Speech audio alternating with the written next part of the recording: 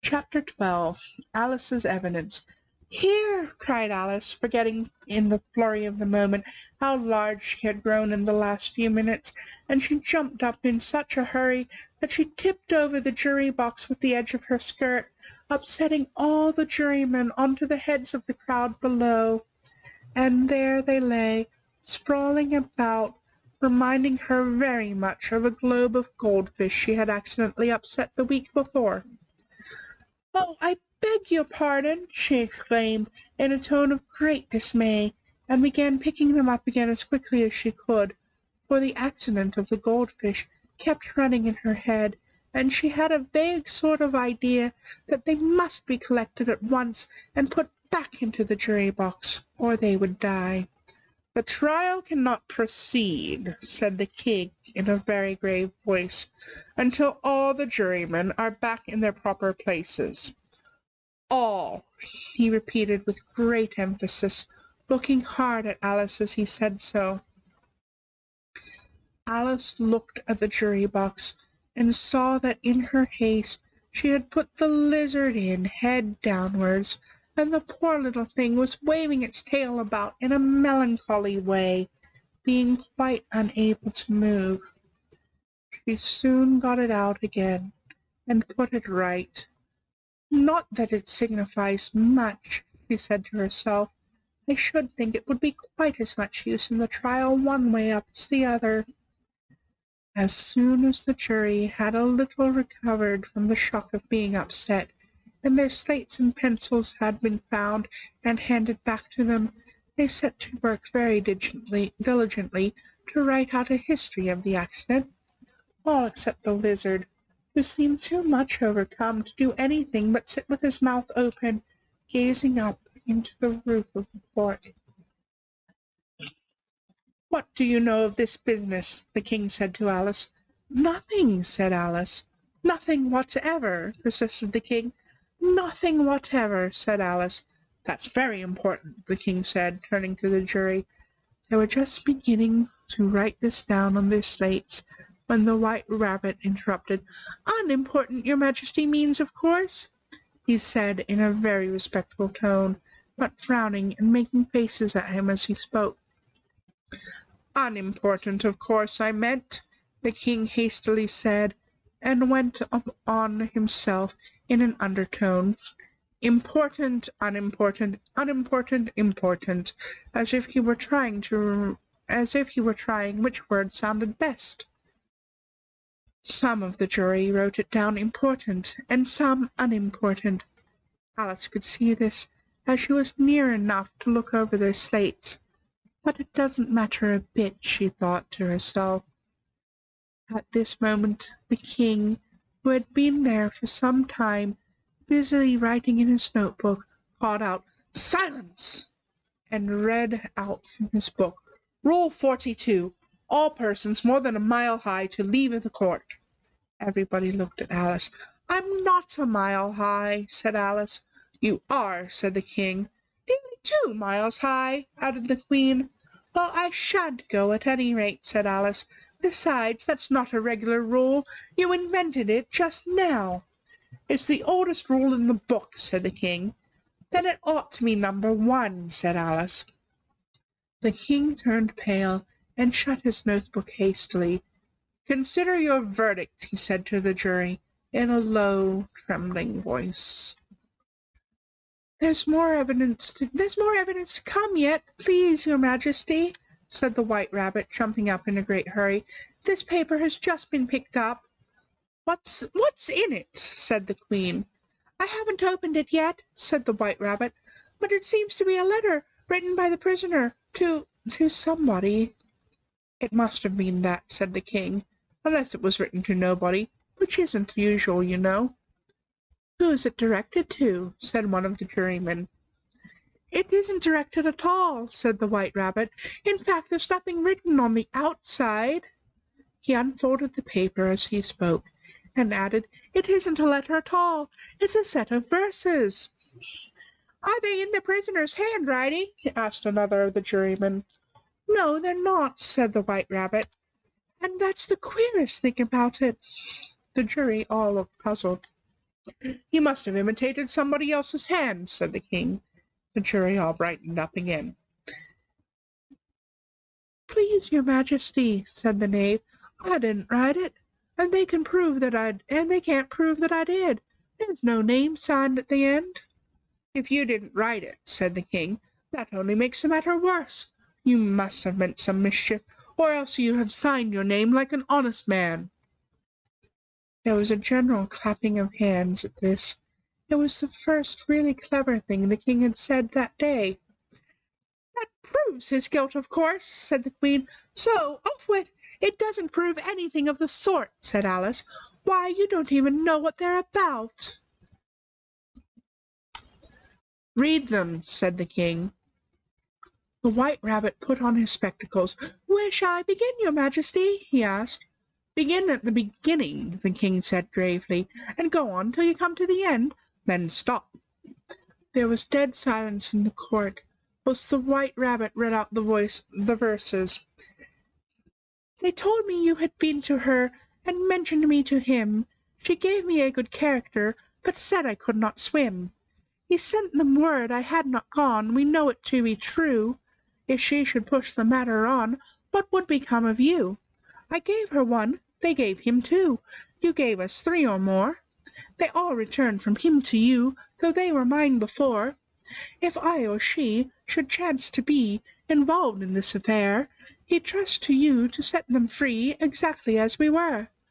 My notion was that you had been, before she had this fit, an obstacle that came between him, ourselves, and it. Don't let him know she liked them best, for this must ever be a secret kept from all the rest, between yourself and me." "That's the most important piece of evidence we'd heard yet," said the king, rubbing his hands. "So now let the jury—" "If any of them can explain it," said Alice. She had grown so large in the last few minutes that she wasn't a bit afraid of interrupting him. "I'll give him sixpence. I don't believe there's an atom of meaning in it." The jury all wrote down on their slates, "She doesn't believe there's an atom of meaning in it," but none of them attempted to explain the paper. "If there's no meaning in it," said the king, "that saves a world of trouble, you know, as we needn't try to find any. And yet I don't know," he went on, spreading the verses on his knee and looking at them with one eye. "I seem to see some meaning in them after all. Said I could not swim. You can't swim, can you?" he added, turning to the knave. The knave shook his head sadly. "Do I look like it?" he said, which he certainly did not, being made entirely of cardboard. "All right, so far," said the king. As he went on muttering over the verses to himself. "We know it to be true. That's the jury, of course. If she should push the matter or not, that must be the queen. What would become of you? What, indeed? I gave her one, they gave him two. Why, that must be what he did with the tarts, no?" "But it goes on, they all returned from him to you," said Alice.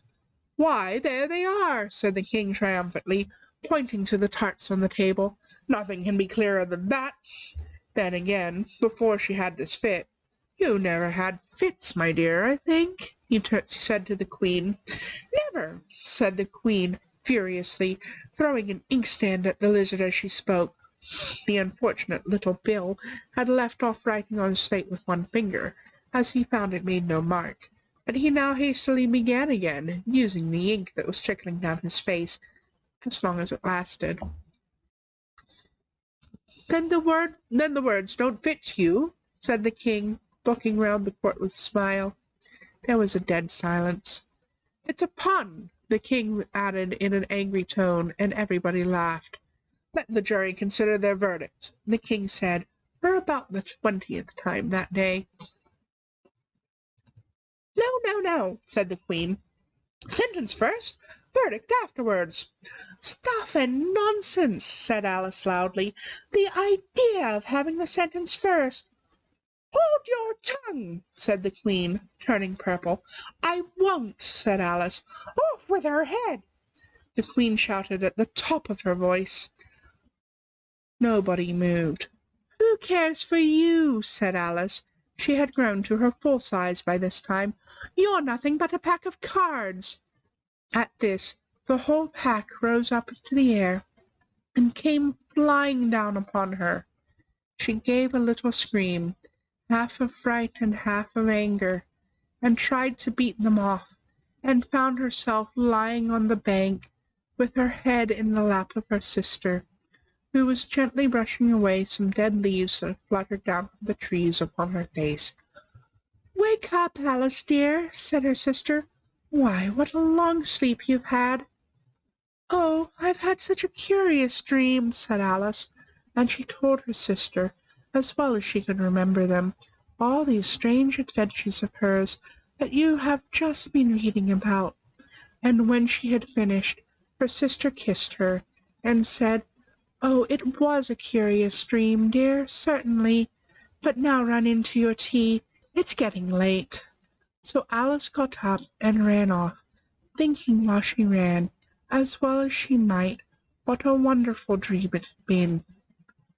But her sister sat still, just as she had left her, leaning her head, watching the setting sun, and thinking of little Alice and all her wonderful adventures, till she, too, began dreaming after a fashion.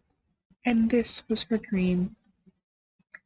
First she dreamed of little Alice herself, and once again the tiny hands were clasped upon her knee, and the bright eager eyes were looking up into hers, and she could hear the very tones of her voice, and see that queer little toss of her head to keep back the wandering hair that would always get into her eyes. And still, as she listened, or seemed to listen, the whole place around her became alive with the strange creatures of her little sister's dream. The long grass rustled at her feet as the white rabbit hurried by.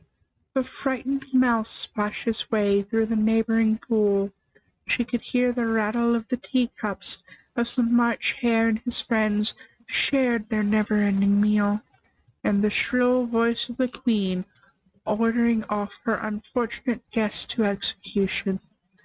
Once more the pig baby was sneezing on the Duchess's knee, while plates and dishes crashed around it. Once more the shriek of the griffin, the squeaking of the lizard's slate pencil, and the choking of the suppressed guinea pigs filled the air, mixed up with the distant sobs of the miserable mock turtle. So she sat on, with closed eyes, and half believed herself in Wonderland, though she knew she had but to open them again, and all would change to dull reality. The grass would be only rustling in the wind, and the pool rippling to the waving of the reeds. Rattling teacups would change to the tinkling sheep bells, and the Queen's shrill cries to the voice of the shepherd boy, and the sneeze of the baby, the shriek of the griffin, and all the other queer noises would change, she knew, to the confused clamor of the busy farmyard, while the lowing of the cattle in the distance would take the place of the mock turtle's heavy sobs. Lastly, she pictured to herself how the same little sister of hers would, in the after-time, be herself a grown woman, and how she would keep, through all her riper years, the simple and loving heart of her childhood, and how she would gather about her other little children, and make their eyes bright and eager with many a strange tale, perhaps even with the dream of Wonderland of long ago, and how she would feel with all their simple sorrows, and find a pleasure in all their simple joys, remembering her own child life and the happy summer days. The end.